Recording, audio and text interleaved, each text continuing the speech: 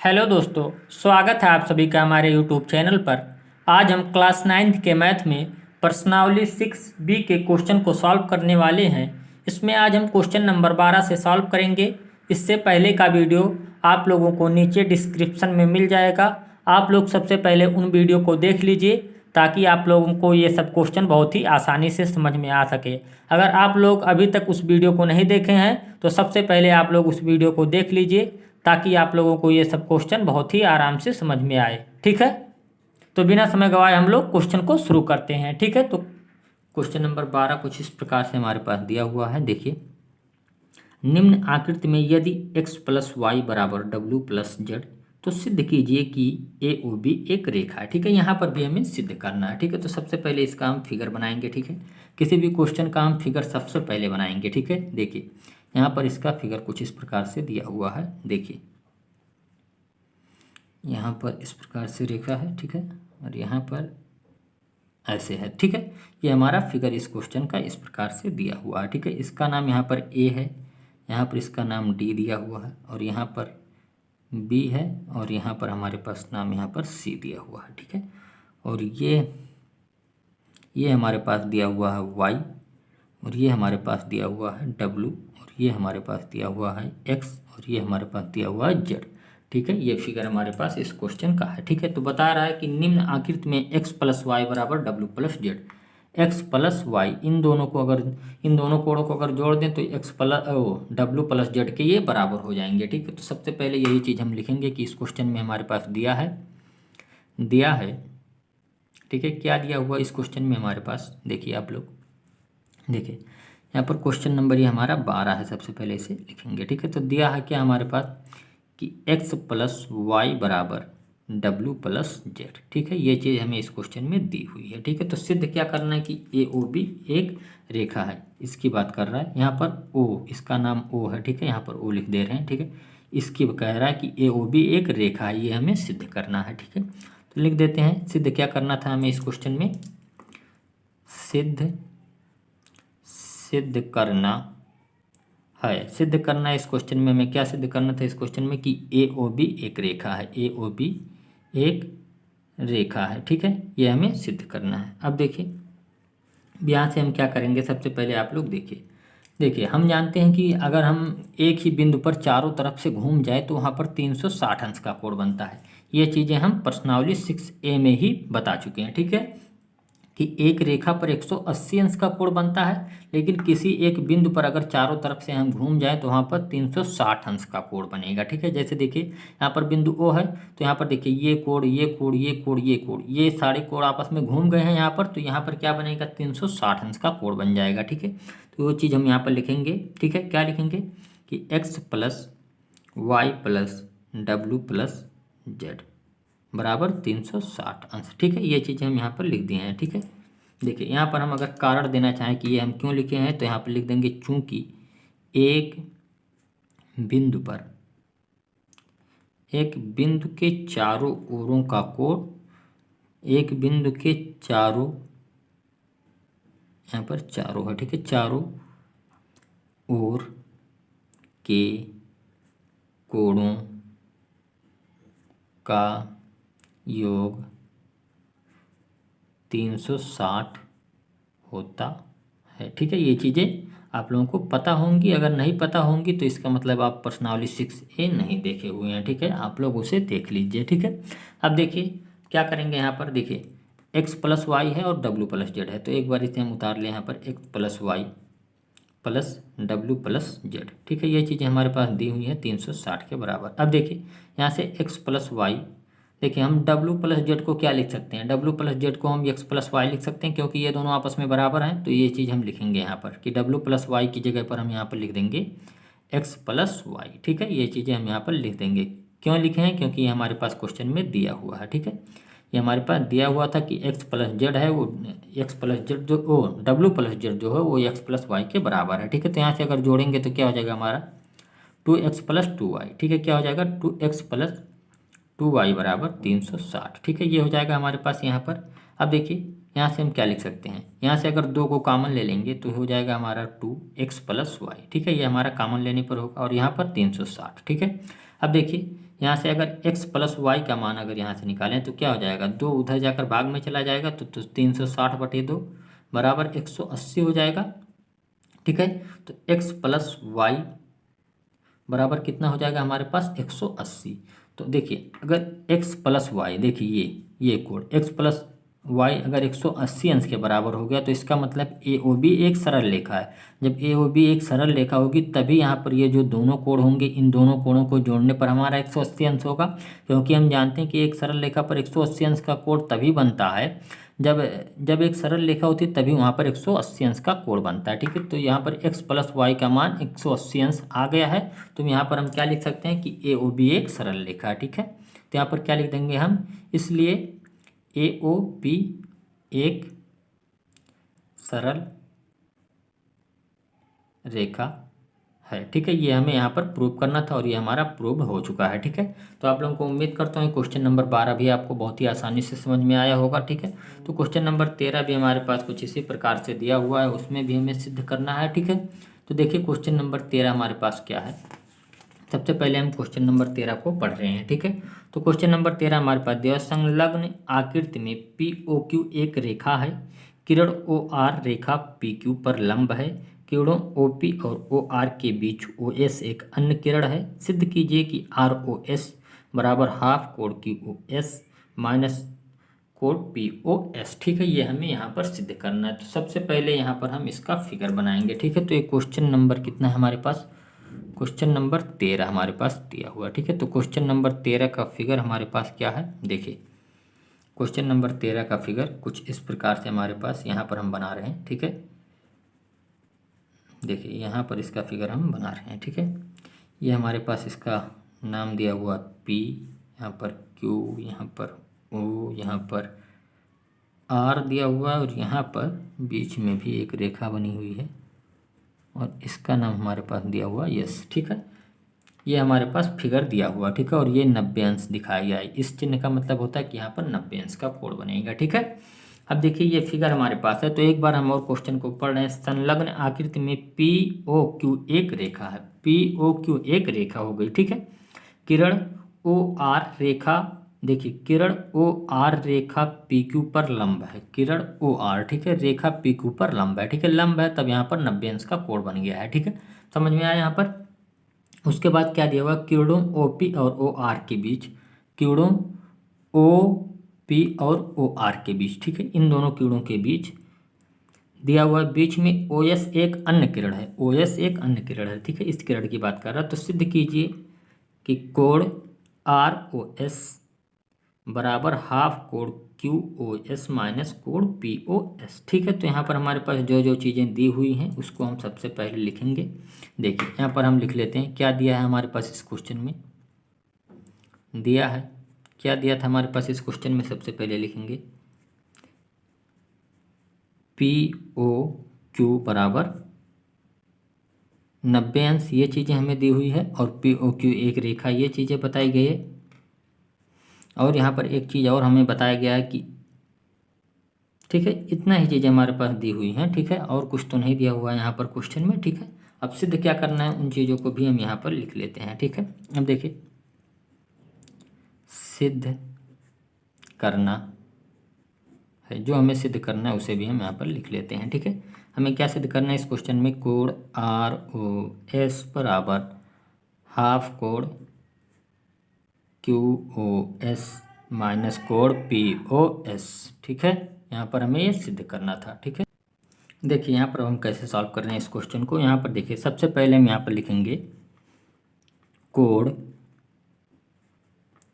Q O S बराबर, इस कोण की बात कर रहे हैं, कोण क्यू ओ एस, इन दोनों को हम क्या लिख सकते हैं, कोण एस ओ आर प्लस कोण आर ओ क्यू लिख सकते हैं। ठीक है, इन दोनों कोणों को जोड़ने पर एस ओ क्यू हमारा कोण बनेगा या क्यू ओ एस कोण हमारा बनेगा। ठीक है, तो वही चीज़ हम यहाँ पर लिख रहे हैं। ठीक है, तो क्या लिखेंगे हम यहाँ पर कि कोण एस ओ आर प्लस कोण आर ओ क्यू। ठीक है, ये हमारा हो जाएगा इस क्वेश्चन का। ठीक है, तो इसको हम समीकरण नंबर 1 मान लेंगे। ठीक है, अब देखिए यहाँ पर दूसरे में हम क्या करेंगे, यहाँ पर अब देखिए यहाँ से अगर कोण पी ओ एस की बात करें, कोण पी ओ एस, तो इसको हम क्या लिख सकते हैं, आप लोग थोड़ा सा देखिए, इसको हम लिख सकते हैं पी ओ आर, क्या लिख सकते हैं पी ओ आर। देखिए कोण POR माइनस यहाँ पर कर देंगे अगर ROS को, तो हमारा बन जाएगा कोड POS। ठीक है, अगर हमें मान लीजिए POS निकालना है तो इस प्रकार से इसे हम लिख सकते हैं कि POS बराबर ROP माइनस ROS। इन दोनों को अगर इसमें से इसको घटा देंगे तो हमारा यही कोड तो बचेगा और इसी कोड को हमें लिखना था। ठीक है,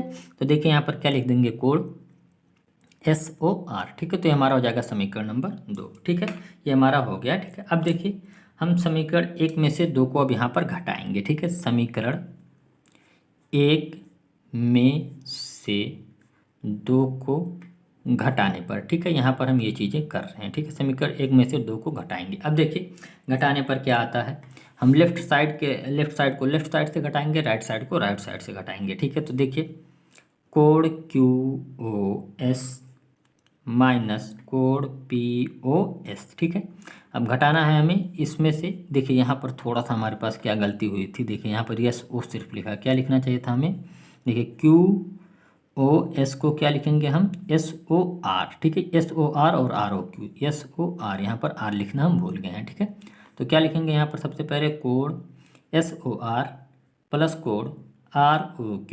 ठीक है, इसमें से किसको घटाना है हमें, इसको घटाना है। ठीक है, code POR minus code SOR, इसको घटा देना था। तो देखिए यहाँ पर हम घटा रहे हैं। अब देखिए इसको कैसे सॉल्व कर रहे हैं, code QOS minus code POS। देखिए यहाँ से हमारा क्या हो जाएगा, code SOR plus code ROQ। अब देखिए यहाँ पर माइनस है तो अंदर के चिन्ह बदल जाएंगे। ठीक है, कोष्टक के बाहर अगर माइनस होता है तो अंदर के चिन्ह हम बदल देते हैं। ठीक है, यहाँ पर क्या हो जाएगा, हमारे पास ये प्लस था, ये हो जाएगा माइनस कोड POR। यहाँ पर माइनस है हमारे पास, तो हमारे पास हो जाएगा कोड SOR। ठीक है, ये अब देखिए आगे हम यहाँ पर क्या कर रहे हैं, देखिए यहाँ पर सबसे पहले हम क्या करेंगे, देखिए यहाँ से देखिए code QOS minus code POS। ठीक है, अब यहाँ पर थोड़ा सा आप लोग ध्यान दीजिए, कोड SOR। देखिए यहाँ पर ROQ को हम क्या लिख सकते हैं, यहाँ पर क्वेश्चन से देखिए थोड़ा सा, ROQ अगर हमारे पास 90 है, ठीक है, ROQ अगर हमारे पास 90 है तो ROP भी हमारे पास 90 होगा, या हम इसे लिखें POR या ROP, बात एक ही है। ठीक है, तो POR और ROQ हमारे बराबर हो जाएगा, क्योंकि यहाँ पर देखिए 90 है तो ये भी हमारे पास 90 होगा, तो इन दोनों को आपस में हम बराबर लिख सकते हैं। ठीक है, तो ROQ की जगह पर हम क्या लिख देंगे, POR। ठीक है, तो ROQ की जगह पर हम यहाँ पर लिख रहे हैं कोड POR। ठीक है, ये हम लिख दिए। ठीक है, तो यहाँ पर ये हमारा हो जाएगा कोड POR। ठीक है, प्लस SOR। ठीक है, अब यहाँ पर देखिए थोड़ा सा इसको अगर हम लिखना चाहें, क्यों यहाँ पर लिखें, तो इसको हम लिखेंगे कि कोड POR बराबर कोड ROQ बराबर 90। ठीक है, ये दोनों 90 के बराबर था, इसलिए दोनों को आपस में हम बराबर लिख दिए हैं। ठीक है, ये चीज़ें हम इसलिए लिखे हैं। अब देखिए यहाँ पर POR से POR कट जाएगा। ठीक है, अब देखिए यहाँ पर क्या हो जाएगा हमारा, यहाँ पर हो जाएगा code QOS minus code POS बराबर हो जाएगा, यहाँ पर अगर जोड़ देंगे SOR 2 बार है तो हमारा हो जाएगा 2SOR। ठीक है, 2 कोड SOR हो जाएगा। अब देखिए यहाँ से अगर कोड SOR को हम क्या लिख सकते हैं, ROS भी लिख सकते हैं या SOR लिखें, दोनों बात एक ही है, तो यहाँ पर हम लिखेंगे ROS। ठीक है, इधर अगर देख लीजिए यहाँ पर अगर 2 ROS लिखे तो इसको अगर इस साइड भेज दें तो कोई दिक्कत तो नहीं है आप लोगों को।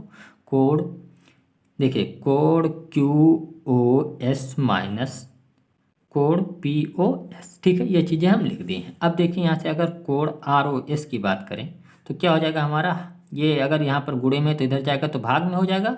ठीक है, यहाँ से हाफ हो जाएगा और code QOS minus code POS। ठीक है, अब देखिए यही हमें सिद्ध करना था और ये हमारा सिद्ध हो चुका है। ठीक है, देखिए यहाँ पर हमें क्या सिद्ध करना था, एक बार देख लीजिए आप। देखिए ROS half code QOS minus POS। ठीक है, ये हमें सिद्ध करना था। ठीक है, अब देखिए ये हमारा सिद्ध हो चुका है। ठीक है, इसको हम घेर देंगे। ठीक है, ये हमारा सिद्ध हो चुका है। देखिए यही हमें इस क्वेश्चन में सिद्ध करना था। ठीक है, तो इसको हम कर देंगे हेंस प्रूव्ड, कि जो हमें सिद्ध करना था वो हम सिद्ध कर दिए हैं। ठीक है, तो अब देखिए क्वेश्चन नंबर 13 हमारा खत्म होता है। ठीक है, तो अब क्वेश्चन नंबर 14 पर हम पहुंच रहे हैं। क्वेश्चन नंबर 14 भी इसी प्रकार से हमारे पास दिया हुआ है। ठीक है, तो क्वेश्चन नंबर 14 में फिगर नहीं दिया हुआ है। ठीक है, तो क्वेश्चन नंबर 14 को हम एक बार लिखेंगे। ठीक है, ताकि अगर हमें यहाँ पर फिगर भी बनाना पड़ेगा क्वेश्चन नंबर 14 का, अगर फिगर नहीं दिया हुआ तो फिगर बनाएंगे। ठीक है, तो सबसे पहले इस क्वेश्चन को हम लिखेंगे। ठीक है, देखिए यहाँ पर क्वेश्चन में क्या दिया हुआ है, क्वेश्चन क्या है, क्वेश्चन नंबर 14, यह ठीक है, ये हमारे पास दिया हुआ क्वेश्चन नंबर 14। यह दिया है कि देखिए इस प्रकार से क्वेश्चन शुरू होता है। यह दिया है कि कोड एक्स वाई जेड, ठीक है, कोड एक्स वाई जेड बराबर 64 है, ठीक है। और क्वेश्चन हमारे पास है और एक्स वाई, ठीक है, को बिंदु P तक बढ़ाया गया है। एक्स वाई को बिंदु P तक बढ़ाया गया है, ठीक है। ये हमारे पास दिया हुआ बढ़ाया गया है। उसके आगे है दी हुई सूचना से एक आकृति, ठीक है। क्वेश्चन में कह रहा है कि आकृति हमें बनाना है, आकृति खींचिए, ठीक है। दी हुई सूचना से एक आकृति खींचिए। और आगे क्वेश्चन दिया हुआ है यदि किरण, क्या दिया हुआ, यदि किरण वाई क्यू, ठीक है, जेड कोड जेड वाई पी को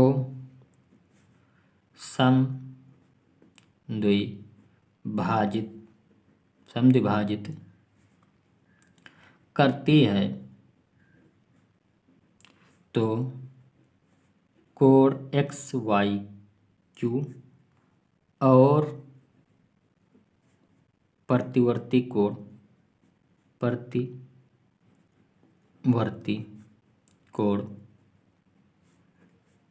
कोड क्यू वाई पी के मान ज्ञात कीजिए, ठीक है। ये हमारे पास क्वेश्चन दिया हुआ है, ठीक है। थोड़ा लंबा क्वेश्चन दिया हुआ है, ठीक है, और इसमें हमें फिगर भी बनाना है अपने से, ठीक है। तो एक बार और क्वेश्चन को हम पढ़ते हैं और उसी हिसाब से हम फिगर को बनाएंगे, ठीक है।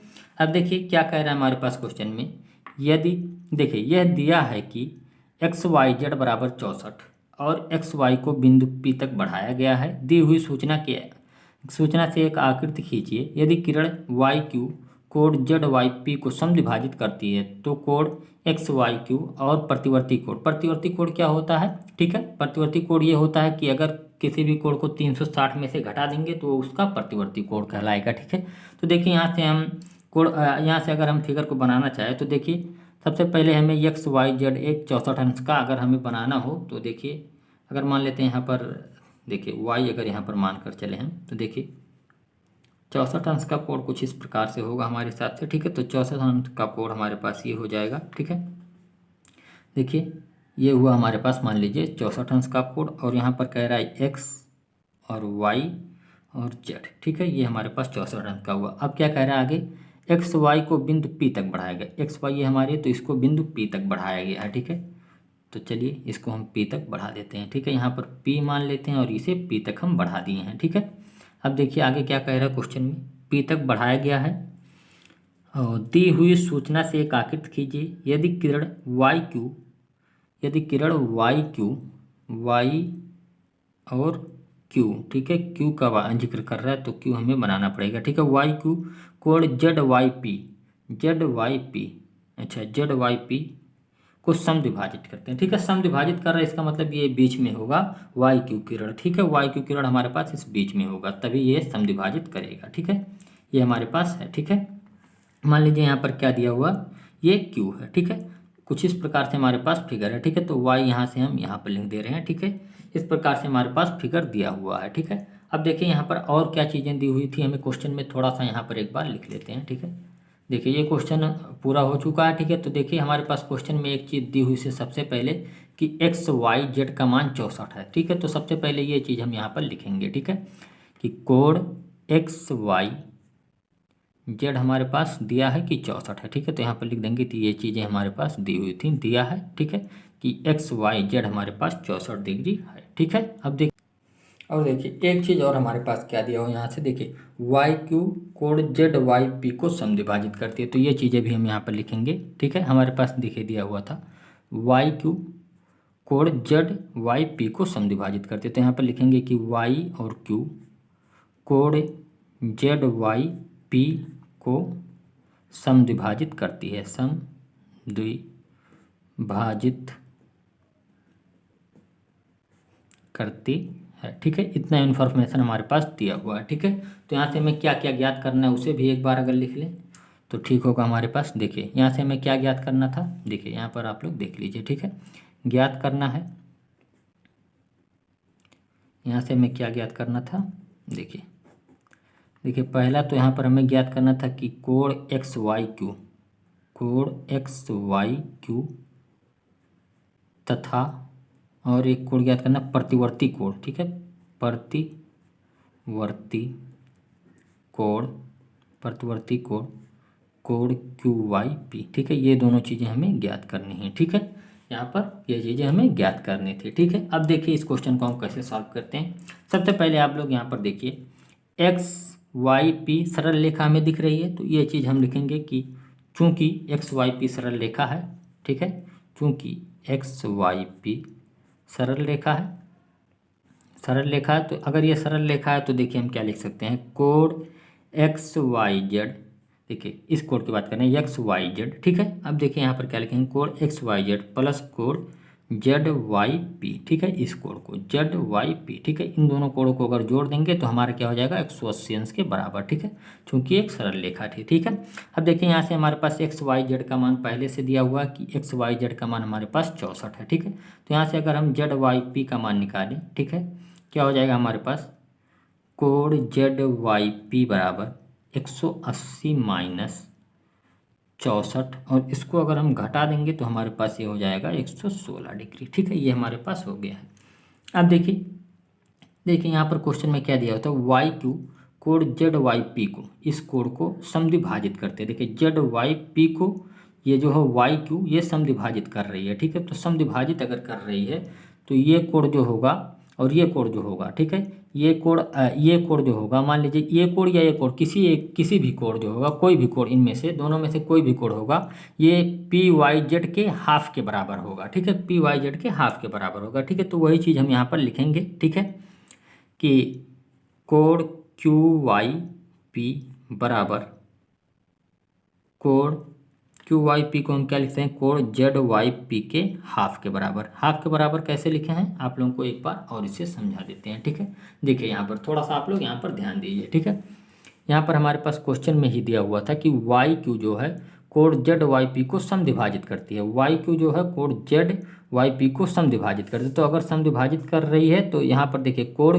क्यू वाई और पी, ये कोण जो होगा ये कोण जेड वाई पी के हाफ के बराबर होगा। हाफ लिखें या 1/2 करके लिखें या इसके नीचे ही 2 लगा दें, तो ये चीज़ें एक ही हैं। ठीक है, तो यहाँ से देखिए जेड वाई पी का मान हमारे पास आ चुका है 116 है। ठीक है, अब देखिए यहाँ से अगर इसमें 2 से भाग दे देंगे तो क्या हो जाएगा हमारे पास, ये हो जाएगा हमारा 2 × 5 = 10, ये हो जाएगा 2 × 8 = 16, 58 डिग्री, यानी क्यू वाई पी का मान हमारे पास क्या हो जाएगा, 58 डिग्री। ठीक है, अब यहाँ से हमारे पास क्यू वाई पी का मान आ चुका है कि ये हमारे पास हो गया है 58 डिग्री। ठीक है, अब देखिए 58 डिग्री इसका मान हो गया। अब देखिए आगे हम क्या कर रहे हैं यहाँ पर इस क्वेश्चन में, देखिए यहाँ पर अगर कोण एक्स वाई क्यू की बात करें, देखिए कोण एक्स वाई और क्यू। ठीक है, इन कोणों को क्या हम लिख सकते हैं, कोण एक्स वाई जेड प्लस कोण वाई जेड क्यू, इन दोनों कोणों को जोड़ देंगे तो कोण एक्स वाई क्यू के बराबर हो जाएगा। ठीक है, तो यही चीज़ यहाँ पर हम लिखेंगे। ठीक है, कोण एक्स वाई जेड, ठीक है, कोण X Y Z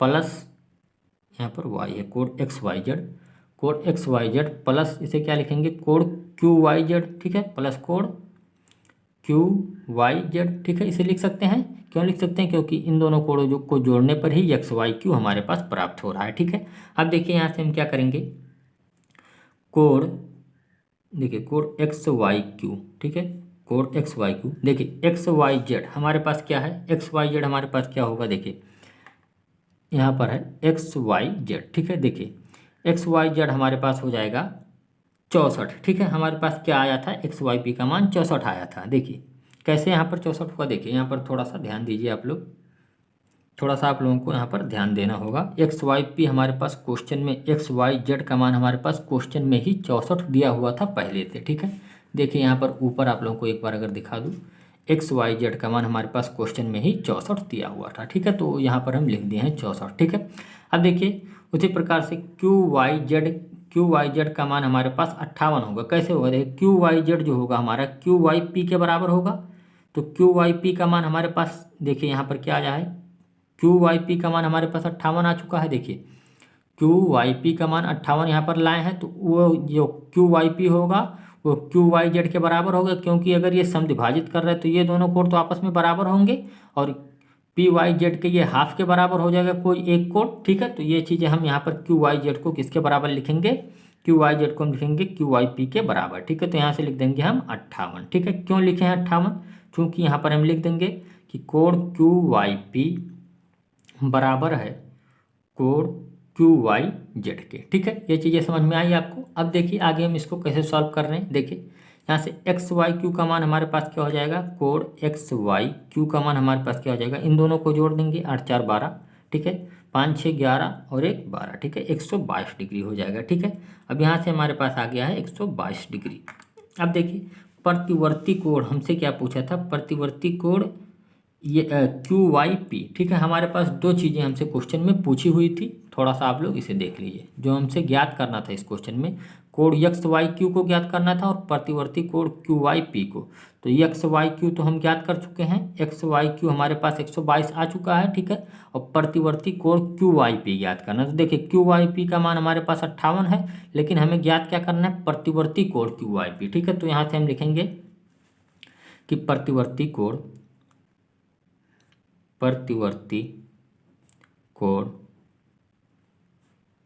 Q Y P.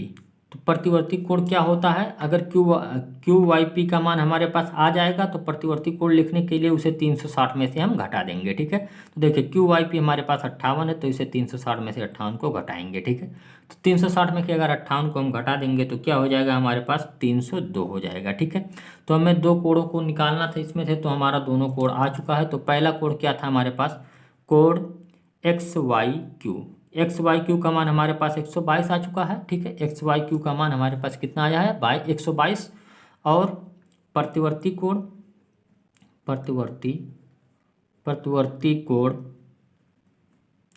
कोण क्यू वाई पी का मान हमारे पास आ चुका है 302। ठीक है, और ये इसका आंसर हो जाएगा। ठीक है, तो इस क्वेश्चन का आंसर ये दोनों हो जाएंगे। ठीक है, तो उम्मीद करता हूँ ये क्वेश्चन आपको बहुत ही आसानी से समझ में आया होगा। ठीक है, अगर आप देखिए इस क्वेश्चन के साथ ये प्रश्नावली हमारा समाप्त होता है। ठीक है, तो अब अगले वीडियो में हम आपसे प्रश्नावली 6C से मिलेंगे। ठीक है, अगर आप लोगों को हमारा वीडियो अच्छा लगता है तो आप लोग वीडियो को लाइक कीजिए और चैनल को सब्सक्राइब कीजिए, और साथ ही में बेल आइकन को दबा दीजिए, ताकि अगर हम कोई भी वीडियो अपलोड करें तो नोटिफिकेशन आप तक सबसे पहले पहुंचे। ठीक है, तो देखिए यहाँ से अब आप लोग सॉल्व कर लीजिए। ठीक है।